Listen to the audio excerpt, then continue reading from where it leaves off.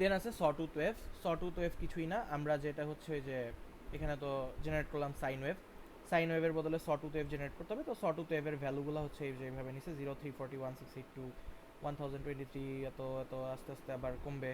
So এই মানে সটুথ কীভাবে হয়, সটুথ হচ্ছে এইভাবে বাড়বে দেন আবার নামবে, বাড়বে নামবে, বাড়বে নামবে, বাড়বে ঠাস করে নেওয়া যাবে, বাড়বে ঠাস করে নেওয়া যাবে। সো এই জিনিসটাই হইতেছে এখানে করা হয়েছে, ঠিক আছে।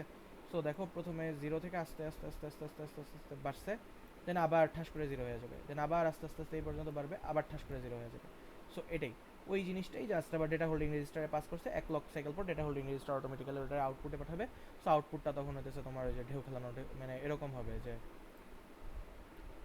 এই এই এই এই এই এই এই যে ঠাস করে নেওয়া যাবে। সো এই এই এই এই এই এই এই গিয়ে ঠাস করে নেওয়া যাবে এরকম। দেন আমরা যদি পরেরটা দেখি, পরেরটা ছিল হচ্ছে ফুললি রেকটিফাইড ওয়েভ। সো এটা ফুললি রেকটিফাইড একটা সাইন ওয়েভ। সো ওইটার ডেটাগুলো হচ্ছে এরকম 2048, 3071, 3821 এত, এটা কখনোই জিরোর নিচে নামবে না। সো ওইভাবে সেট করতে হয়েছে।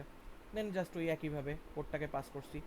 তাহলে এটার ভ্যালুটা কীভাবে পাবা, এটা হচ্ছে যে এরকম পাবা, এই এই এই এরকম এরকম এরকম, আর আগেরটা পাইতে হচ্ছে এই গিয়ে এরকম পাইতাম।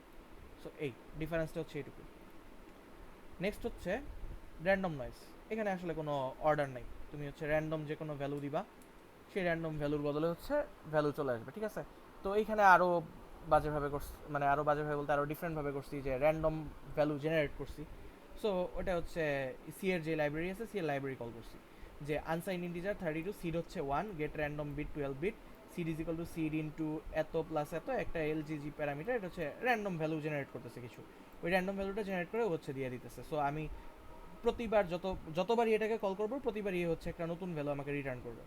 সো এই যে দেখো DAC DH12R1 get random 12 bit, ও হচ্ছে প্রতিবার একটা র্যান্ডম 12 বিট এখান থেকে নিবে, সেখান থেকে ওইটাকে ওইখান থেকে প্লট করবে। সেখান থেকে আসলে কি আউটপুট আসবে কেউ বলতে পারে না, এটা হচ্ছে ডিপেন্ড করে যে ওই মোমেন্টের সিডের ভ্যালুর উপরে কতবার, সিডের ভ্যালু থেকে সাথে টাইমের কাউন্ট কত, এই হিসাব করে হচ্ছে এটা করা হইতেছে। সো এটা নিয়ে মানে কোনো ওয়ারিড হওয়ার কিছু না, এটা জাস্ট র্যান্ডম এখান থেকে দিলেই হবে। অথবা তুমি চাইলে র্যান্ডম কিছু ভ্যালুস বসায়ও দিতে পারো এখানে, যেমন এটা করছি, এটার জায়গায় র্যান্ডম কিছু ভ্যালুস জাস্ট বসায় দিবা, বসায় দিয়ে হচ্ছে ওটাকে প্লট করবা, তাহলে র্যান্ডম নয়েজ হয়ে যাবে, সমস্যা নাই।